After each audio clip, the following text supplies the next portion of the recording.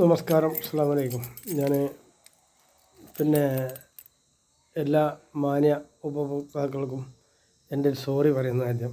എന്നിട്ട് ഞാൻ അടുത്ത കാര്യത്തിലേക്ക് കിടക്കാം. ഞാൻ കടയിലേക്ക് പുറപ്പെട്ടാണ്. അപ്പോൾ ഏത് ആശുപത്രി മടക്കിയ കേസാണെങ്കിലും 4 മണിക്കൂർ 4 ലിറ്റർ അരച്ച മരുന്നിൽ അവർ രക്ഷപ്പെടും. അപ്പോൾ ഇതിങ്ങനെ നിങ്ങളുടെ കുടുംബം മറ്റുള്ളവർ ചെയ്യുന്നില്ലെങ്കിൽ നിങ്ങളത് അടുത്തുള്ളവരും ചെയ്യുന്നുണ്ടെങ്കിൽ ഒരു കാര്യം നിങ്ങൾക്ക് മനസ്സിലാക്കാം. ഈ അടുത്തുള്ളവരും ഈ ഗവൺമെൻറ്റുകളൊക്കെ നിങ്ങൾക്ക് എതിരാണ് എന്ന് മനസ്സിലാക്കാം. ഞാൻ ഇപ്പോൾ പറയാൻ വന്ന വിഷയം മറ്റൊന്നാണ്, അതിലേക്ക് കിടക്കുകയാണ്. അപ്പോൾ ഇന്ന് 19 ഏപ്രിൽ 2026 ഞായറാഴ്ച രാവിലെ സമയം 9:30 കഴിഞ്ഞിട്ടുണ്ടാവും. 9:30 കഴിഞ്ഞിട്ടുണ്ടാവും, ഒന്ന് നോക്കാം സമയം 9:35. അപ്പോൾ ഞാനിന്ന് നിയമവകുപ്പിനോട് പറയേണ്ട ഒരു കാര്യമാണ്. ഇൻസ്റ്റാഗ്രാമും ഫേസ്ബുക്കും കമ്പനി നടത്തുന്നവരോട് പറയേണ്ട ഒരു കാര്യമാണ്. ഒരു വീഡിയോ ഫോണിൽ കയറുമ്പോൾ അതിൻ്റെ ടവർ ലൊക്കേഷൻ ഏത് ഫോണിൽ നിന്ന് ഉള്ള കയറി അതിൻ്റെ IMO ഏത് ഫോണിൽ നിന്ന് ഈ വീഡിയോ ഫസ്റ്റിൽ എന്നാ കയറുന്നത് അത് കൃത്യമായിട്ട് കാണിക്കണം ഫസ്റ്റിന്ന്. അപ്പോൾ അങ്ങനെ വരുമ്പോൾ അത് സൈബർ സെല്ലിന് ഈ കള്ളത്തരം ചെക്ക് ചെയ്യാൻ പറ്റുമെന്ന് മാത്രമല്ല, ഈ ഡ്യൂപ്ലിക്കേറ്റ് വീഡിയോ ഈ പിന്നെ പല ആളുകളുടെയും ഈ ഐഡിയ കളവെടുത്തിട്ട് ചെയ്യുന്നത് ഇതിൽ പുറത്തു കൊണ്ടുവരാൻ സാധിക്കും. ഇത് നമ്മുടെ ഗവൺമെൻറ്റിന് തന്നെ വലിയ വീഴ്ച വരുന്നുണ്ട്, നാട്ടുകാർക്കും വരുന്നുണ്ട്. ഇപ്പോൾ 20 കോടി ആളുകൾക്ക് ജോലി കിട്ടുന്ന സാധനമാണ് ഞാൻ മൂലയിലേക്ക് മാറ്റിയത്. ഇതിൻ്റെ ഉത്തരവാദി നിങ്ങളെല്ലാവരും ഉത്തരവാദിയാണ്. കാരണം നിങ്ങൾ നുണ പറയുന്നവർ പറഞ്ഞത് വിശ്വസിച്ചു, സത്യം പറയുന്നവനെ തള്ളിവിട്ടു. അതാണ് പിന്നെ നിങ്ങൾക്ക് ചെയ്തേ പറ്റി. ഇതിൽ നിങ്ങൾ വിചാരിക്കും ഒരാൾക്ക് രക്ഷപ്പെട്ടു. 99% ആളുകളും കളവ് പറഞ്ഞാലത്തെ സ്ഥിതി അതിരൂക്ഷമാണ്, ഭയങ്കര ബുദ്ധിമുട്ടാണ്. അപ്പോൾ അതില്ലാതെയാക്കാൻ നമുക്കൊരു പരിധി വരെയൊക്കെ ശ്രമിക്കാം. നമ്മുടെ ബുദ്ധിപൂർവ്വമുള്ള കാര്യങ്ങളാണ്. അതായത് ഏത് വീഡിയോ ഏത് സാധനം കയറ്റുമ്പോഴും അതിൻ്റെ IMO നമ്പർ, ആ ഫോണിൻ്റെ നമ്പർ, പിന്നെ ആ ഫോൺ നമ്പറിൻ്റെ ആധാർ കാർഡ് ഐഡിയ ഇതൊക്കെ അതിൽ വരണം. ആധാർ കാർഡിൻ്റെ ഐഡിയ വരണം, ഈ സാധനം വരണം. അങ്ങനെ വരുമ്പോൾ നമുക്ക് കള്ളത്തരം വരില്ല എന്ന് ഒരു പരിധി വരെ വിശ്വസിക്കാം. ഈ IMO ഇത് വരാത്തത് കൊണ്ട് ഒരുപാട് ബുദ്ധിമുട്ടുണ്ട്. ടവർ ലൊക്കേഷൻ പിന്നെ അവിടുത്തെ സാധാ ലൊക്കേഷൻ ഇതൊക്കെ അതിൽ വരുമ്പോൾ പിന്നെ അത് പോലീസിന് വളരെ നന്നായിട്ട് കിട്ടണം. അതായത് വളരെ സിമ്പിളായിട്ട് കിട്ടണം ആ സാധനം. ഇത് ഒരുപാട് കാര്യത്തിന് ഗുണം ചെയ്യും. അതായത് ആര് നുണ പ്രചരിപ്പിച്ചാലും ആ നുണനെ വളരെ പെട്ടെന്ന് പൊളിക്കുക എന്ന് മാത്രമല്ല, അയാളെ കണ്ടെത്തുക എന്ന് മാത്രമല്ല, അദ്ദേഹത്തിന് കാര്യത്തിന് കുറ്റബോധം വല്ലതും പറയാനുണ്ടോ എന്ന് നോക്കുക. കുറ്റബോധം പറഞ്ഞ അയാൾ ചെയ്ത് ശരിയാണെന്ന് കണക്കൂട്ടിയാൽ നടപടിയിലേക്ക് പോകണം. അത് ഷൂട്ട് ചെയ്യാനാണ്, വെടിവെച്ച് കൊല്ലാനാണ് നടപടിയിലേക്ക് പോകണം. കാരണം അത്രയും മോശമായിട്ടുള്ള സമീപനമാണ്. കാരണം പിന്നെ 20 കോടി ആളുകൾക്ക് തൊഴിൽ ചെയ്യുന്നത് നഷ്ടപ്പെടുത്തിയ നടപടിയാണ് എൻ്റെ പരിസരത്തുള്ള മുസ്ലിം ലീഗുകാർ ചെയ്ത്. എല്ലാവരെന്നൊന്നും ഞാൻ പറയുന്നില്ല, പക്ഷേ അതിൽ ബന്ധപ്പെട്ടവർ. അപ്പോൾ അത് മാത്രമല്ല, അത്തരം സ്ഥാപനങ്ങളൊക്കെ പൊളിച്ച് കളയുകയും വേണം. കാരണം അത് ഇനി എടുത്ത് വെച്ചാൽ ശരിയാവില്ല. അതുപോലെ അതിൽ പിന്നെ ഇവർ വാങ്ങിക്കൂട്ടിയ ഭൂമിയൊക്കെ അതിൻ്റെ ഉടമസ്ഥന് കൊടുക്കണം. ആരാണ് ഉടമസ്ഥൻ എന്ന് വിചാരിച്ച് എനിക്കറിയില്ല. അവർക്ക് കൊടുക്കണം ഉടമസ്ഥന്. അതിൻ്റെ യഥാർത്ഥ ഉടമസ്ഥൻ എന്ന് പറഞ്ഞാൽ വില കാട്ടി വാങ്ങിയതും വില കൊടുത്ത് വാങ്ങിയതും രണ്ടായിട്ടുണ്ടാവും. ആധാരത്തിന് വില കാട്ടിയിട്ടുണ്ടാവും, വില കൊടുത്ത് വാങ്ങിയവനുണ്ടാവും. അപ്പോൾ വില കൊടുത്ത് വാങ്ങിയവനക്ക് ഭൂമി കൊടുക്കണം, വില കാട്ടി വാങ്ങിയവനല്ല. അങ്ങനെയല്ല, അതിന് വ്യത്യാസം തന്നെ ഉണ്ട്. അത് അവരുടെ റേഷൻ കാർഡുകളൊക്കെ പരിശോധിച്ചാൽ, അതിലത്തെ സർവേ നമ്പറുകൾ പരിശോധിച്ചാൽ ഈ സാധനം അറിയും. അപ്പോൾ ഇതാണ് എനിക്ക് പറയാനുള്ളത്. ഇത് ഒരുപാട് കാര്യത്തിന് ഉപകരിക്കും.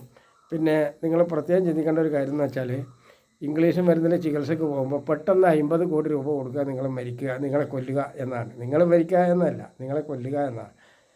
അപ്പോൾ അത് നിങ്ങൾക്ക് ശരിയെന്ന് തോന്നിയാൽ നിങ്ങൾ ചെയ്തോ, എനിക്ക് യാതൊരു വിരോധവുമില്ല. അതുപോലെ ഈ sugar checking, cholesterol checking, thyroid checking, അതുപോലെ സ്കാനിങ്, ഇതെല്ലാം തട്ടിപ്പാണ്. അവർ എഴുതി തരുന്ന റിപ്പോർട്ട് ഫുള്ളായിട്ട് തട്ടിപ്പാണ്. ഇത് റിപ്പോർട്ട് കൊടുക്കുന്നതിന് നേരം പിന്നെ കുറച്ചെങ്കിലും രോഗം മാറണം മരുന്ന് കൊടുത്താൽ ശരിയാവില്ലേ. ഇപ്പം ഞാൻ നമ്മുടെ കോടിയേരിയിൽ പിന്നെ ഇയാളുണ്ട്, അയാളോടായി പറയണത്. പിന്നെ ചില ആളുകൾക്ക് 1 ഗ്ലാസ് മരുന്ന് കൊണ്ടും 2 ഗ്ലാസ് മരുന്ന് കൊണ്ടും ലിവർ കംപ്ലൈൻറ്റ് പോകില്ല. അപ്പോൾ അയാൾക്ക് 2 ലിറ്റർ മരുന്ന് അല്ലെങ്കിൽ 4 ലിറ്റർ മരുന്ന് കൊടുക്കണം. 4 ലിറ്ററാണ് കണക്ക്. ചില ആളുകൾക്ക്, എല്ലാവർക്കും അല്ല, ചില ആൾക്ക് ഒരു ഗ്ലാസ് മതിയാവും. ഇത് നിങ്ങൾ നോക്കന്നെ വേണം, മനസ്സിലായില്ല? അല്ലാണ്ട് കുറ്റം പറയുമ്പോൾ അതിൻ്റെ മൂലധനം അടിച്ചിട്ട് പിന്നെ 30 ലിറ്റർ കഷായം വേണം. അപ്പോൾ നമുക്ക് ഒരു പക്ഷേ ഇതിൽ പറ്റിയത് പച്ചമരുന്നാണ്. ഇതുമ്പോൾ നിങ്ങൾക്ക് സൈഡ് എഫക്റ്റോ മറ്റുള്ളതൊന്നും വരില്ല. അത് നിങ്ങൾ പ്രത്യേകം ചിന്തിക്കണം.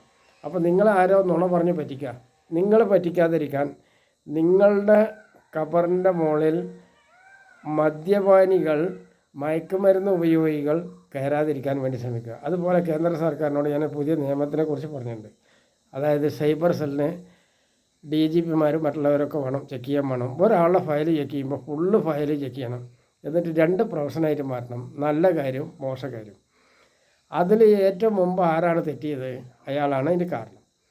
അത് വ്യക്തമായിട്ട് കൊണ്ടുവരണം, അല്ലാണ്ട് പറ്റില്ല. എന്നിട്ട് അദ്ദേഹത്തിനോട് ഇത് ഇന്നമാതിരി സംഭവമുണ്ട്, നിങ്ങൾക്ക് എന്താ പറയാനുള്ളത് എന്ന് ചോദിക്കണം. അതായത് കുറ്റബോധം. ആ കുറ്റബോധത്തിന് മാപ്പ് എന്ന് പറഞ്ഞിട്ട് അദ്ദേഹം പറയുന്നുണ്ടെങ്കിൽ അതിൻ്റെ മാപ്പിൻ്റെ ഘട്ടത്തിലേക്ക് പോകണം.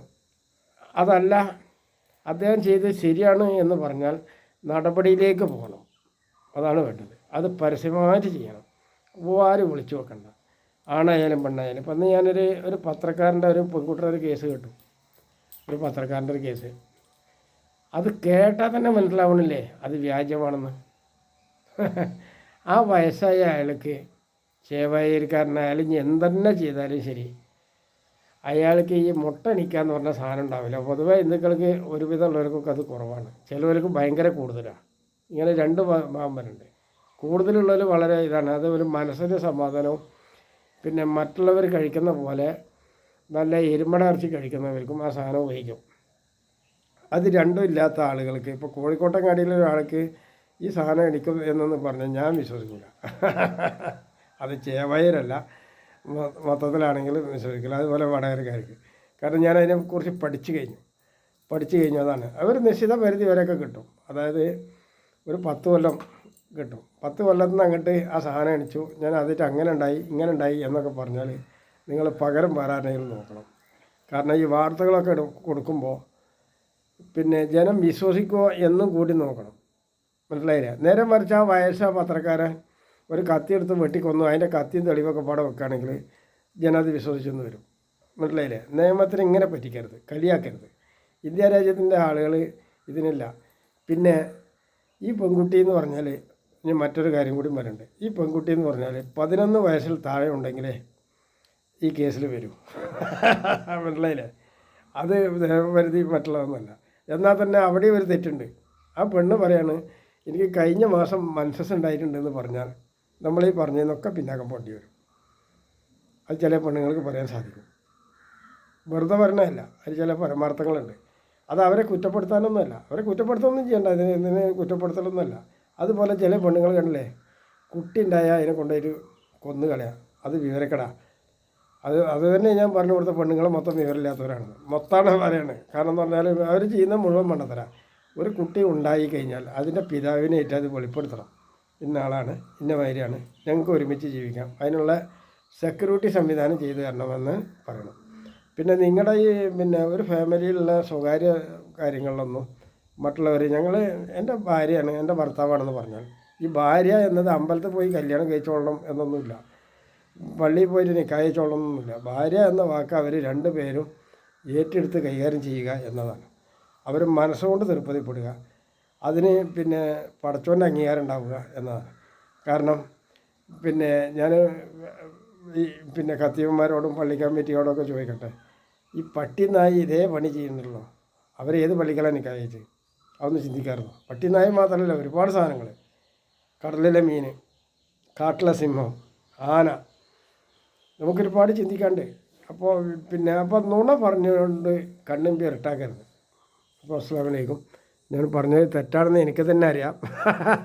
എനിക്ക് തന്നെ ഞാൻ പറഞ്ഞത് തെറ്റാണെന്ന്. കാരണം നിങ്ങളോടത് പറയാൻ പാടില്ല. നിങ്ങൾ എന്നെക്കാളും ഒരുപാട് ഒരു ജോലിയും ചെയ്യാണ്ട് വളരെ സമർത്ഥമായിട്ട് നാട്ടുകാരെ മുതൽ കട്ടെടുത്ത് കള്ളത്തരം ചെയ്ത് ജീവിക്കുന്നവരാണ് ഭൂരിഭാഗവും എന്നെനിക്കറിയാം. എന്നാലും ഞാൻ എൻ്റെ ഭാഗം ഒന്ന് പറഞ്ഞു നോക്കിക്കോട്ടെ. അപ്പോൾ ഇന്നൊന്ന് വല്ലാത്ത തിരക്കിലാണ്. ഷാജഹാൻ ക്ഷണിച്ചിട്ടുണ്ട്. അപ്പോൾ ഷാജഹാനോട് മുമ്പ് ഞാൻ 1-2 കാര്യങ്ങൾ പറഞ്ഞു. എനിക്ക് നുണ പറയുന്നത് തീരെ ഇഷ്ടമല്ല. അതുമായിട്ട് ബന്ധപ്പെട്ട്. അപ്പോൾ അങ്ങനെ ഉണ്ടെങ്കിൽ ഞാൻ പിന്നാക്കന്മാർ എന്തായാലും ഒന്നൊന്ന് പോയി നോക്കണം. അതായത് രാജ്യത്തിൻ്റെ പരമാധികാരമാണ്. അപ്പോൾ പിന്നെ അതിൽ പല കാര്യങ്ങളും കൊണ്ടുവരാനുണ്ട്. അതാണ് കാര്യം. അസ്സലാമു അലൈക്കും.